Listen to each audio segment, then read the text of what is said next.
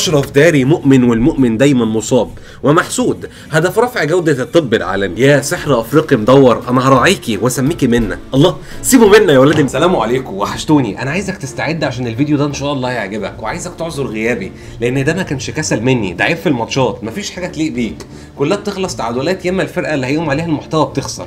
المهم يلا بينا. بدأ ماتش الاهلي وسموحه بان مفيش فرقه عتقت سموحه في الدوري، لدرجه انه بقى بيحكها في مراكز الهبوط، فما جاتش على الغلبان اللي نفسه يتصدر بقى. واعتمد كولر على تكتيك هاجم وسيبها على الله، عشان لو سبتها للشناوي هتقع منه وتتشاط وتيجي جول. اما محمد سامي مدرب سموحه فده عمل اللي عليه، بس اللعيبه ما كانتش فاهمه اللي عليها فما عملتوش، واللي كان على محمد سامي ما كانش كفايه فخسروا. انا بهبط الجمل بصراحه عشان مش لاقي حاجه اقولها، وعايز اطول مده الفيديو لان انا بقالي كتير ما عملتش فيديو فوق 8 دقايق، بس ده شكله مش هيبقى 8 دقايق كمان، انا متقصر. اصحى معايا وهات لايك عشان الشوط الاول كان فيه هجمات محدوده، الاهلي راح وما سجلش الا واحده، وسموحه راح وما رجعش عشان يعدي 24 دقيقه، والاهلي يجيب جول اوفسايد عشان سموحه بعدها يحس بالخطر ويقرر يدافع 24 دقيقه برضه عشان ما يبوظش القصه، ويقرر بعدها يبلع جول عادي. وده فعلا في الدقيقه الثالثه من الوقت الضايع، بعد 1-2 بين امام واكرم، يوصل لاكرم اللي يديها ثرو للدبيس اللي يجري ويعرضها العرضيه النظيفه عشان يحصل قمه العبث الكروي. الكره تسيب وسام ابو علي وتوصل لقفشه اللي يديها هيد وهوبا 1-0 للاهلي.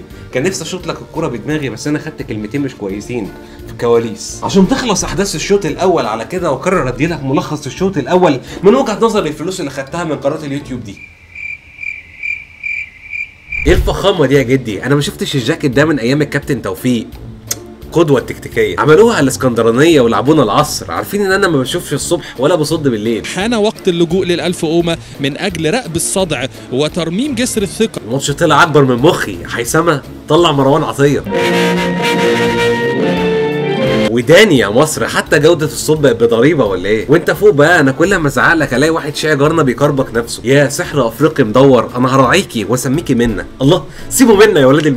قوم يا يحيى كمل وحاول. الجارية اللي بالظهر دي بتسهل عليا الدفاع جدا، اللي بيعديني برمي عليه فقرات يتزاولوا. لا تهدأ فوق البركة، بطة دائمة الحركة، تغطس أو تقفز وتعوم لتطارد ذيل السمكة. بس كده الامن في امان والواجبات الدفاعيه خلصتها، اي خطر ابعت لي اللينك. انت بتبلعنا بدري يا اسطى. طب على فكره مقر المقاومه الرئيسي في دشلوط، حد يبلغ دي بروين انه يطمن، قفشه ما عندوش النيه انه يلعب في الدوري الانجليزي. عرف البحر ما يقولش كده، يعني ايه الخطر ما يجيش من قرش سمكه مكرونه؟ ايه البساريه اللي بتعذبنا دي؟ الحمد لله على السلامه، انا مستنيهم يجوا. بس رغم ان الماده شاده الا ان اثناء متابعتي للشوط الاول والثاني لفت انتباهي مسيره ما كملتش ال 150 دقيقه، اللاعب اللي كل خطوه ليه بالتواء في الكاحل يا مشد في الخلفيه، النجم المغربي اللي من ساعه ما جالنا بقى مغربي بس، اشرف داري. وما لقيتش سبب لكل ده، وده اللي خلاني الجا للصحفي الكبير ابو المهازل. اهلا وسهلا بكم اعزائي المشاهدين في حلقه جديده من برنامجكم اسرار وخبايا المستدير، وقلت لكم باكتشافات جديده هتغير من مسار الكوري في الاهلي والدار البيضاء ومستشفى الدمرداش التخصصي. اشرف داري مؤمن، والمؤمن دايما مصاب ومحسود. هدف رفع جوده الطب العالمي. فلو حللنا نشأة وحياه اشرف داري سنجد نشأة في مسقط راسه، يعني الحته اللي واقع فيها على دماغه. ومسقط هي عاصمه عمان، عمان التي تصدرت تصنيف منظمه الصحه للخدمات الصحيه في عام 2001 يعني قبل ميلاد اشرف داري بعامين.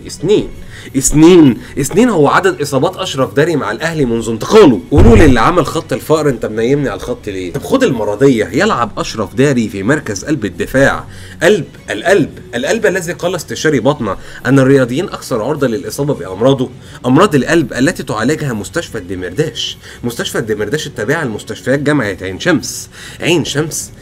العين الحسد الذي هناك تعويذه في المغرب للحمايه منه، والكلام ده حرام على فكره. المغرب التي اتى منها اشرف داري. اوعى تفتكر ان التعويذه دي ممكن تحل مشاكلك، انت محتاج كتاب السحر كله. طب خد الناحيه السريعه. انتقل اشرف داري لنادي بريست الفرنسي في عام 2023 اضراب طلاب كليه الطب والصيدله في عام 2023 في المغرب. اشرف داري الطب بريست. اشرف داري الذي صرح وقال ان سبب كثره اصاباته هو حقن الكورتيزون اللي اداها له نادي بريست اثناء اصابته الشديده وبيشكل خيوط اذن اشرف داري مؤمن، والمؤمن دايما مصاب ومحسود. هدف رفع جوده الطب العالمي. سلام، الحمد لله على السلامه. الفيديو بيخلص مني بس مش هطول عليك واحكي لك اللي حصل في الشوط الثاني. الشوط الثاني كان محدود برضه، سموحه جاب عرضتين والشناوي دخل الجول 3 مرات، بس للاسف الشناوي ما بيتحسبش، فعشان كده سموحه خسر برضه زي ما انا قلت في اول الفيديو. وده اتاكد في الدقيقه 50 بعد كوره في رجل وسام يديها لحسين اللي يحنكش بيها وتسلك معاه، يقوم مديها واحد من اللي بيروح كده، بس الناس بتفتكره جاي كده، بس هو راح كده بالفعل، ويوصل لامام اللي يرقص الحارس وهوبا 2-0 للاهلي. عشان ما الاقيش حاجه بعد كده ارغي فيها والاقي الفيديو بيخلص مني، فخد ملخص الشوط الثاني من وجهه نظر اللي انت شايفه. يا سيدي يا بدوي يا سيدي يا بدوي، لو واحده عايزه برفان يا سيدي يا بدوي. انتهينا. طب ايه المستوى ده يا ابراهيم؟ انا فجاه لقيت امام بيتخرني وبيلعب مع الشبكه لوحده، واحد شناوي، 2 شناوي، هاتريك شناوي، سوبر هاتريك شناوي. حطه في ظهره ازاي، حطه في ظهره ازاي، حطه في ظهره ازاي، حطه في ظهره ازاي، وسام بيقول له اديني، وسام بيقول له اديني، وسام بيقول له اديني، عايز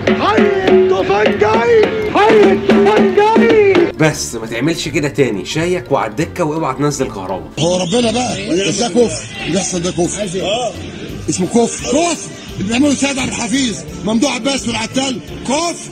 وادي الشبكه المقفوله اهي في الملعب. الحمد لله على السلامه. انا جاي اقول لك شكرا وتسلم على وجودك عشان كملت معايا الفيديو لحد الاخر. ما تنساش تعمل لايك والشير والتعليق والاشتراك، لان الحاجات دي فعلا انا محتاجها وفعلا بتفيدني، او اللي يطلع معاك كله خير. وايه تاني يا رب يطول مده الفيديو. انا ليه لابس البتاعه دي؟ انا لبستها عشان مش عارف استشور شعري، وفي نفس الوقت شعري مكسر ومحتاج يتقص، فلقيت دي عند ابويا قامت بالواجب. وحابب اشكر بردك حبيبه واسلام وابو معتمد، لان هم عاملين معايا شغل جامد، بيعلقوا في كل حاجه وبيخشوا معايا في اي حاجه، فكتر خيرهم والله. وايه تاني؟ بس كده، انا كده خلصت. سلام.